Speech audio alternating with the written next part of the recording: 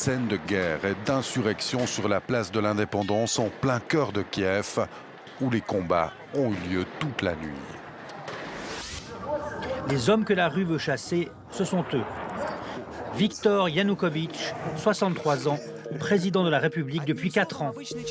La nuit a été particulièrement meurtrière, place Maïdan à Kiev, où en ce moment même, les combats se poursuivent.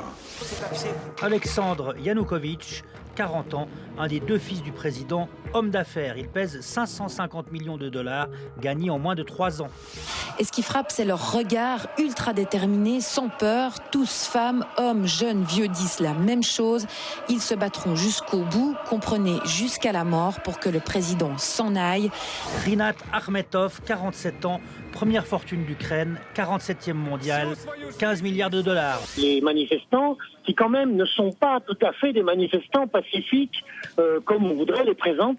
Ce sont des gens casqués, même armés, puisque aujourd'hui, il y a 79 policiers qui sont blessés par balles ou par éclat de grenade. Il y a désormais 2 scénarios pour l'Ukraine, du sang dans les rues ou un règlement pacifique. Les représentants du pouvoir doivent accepter des concessions.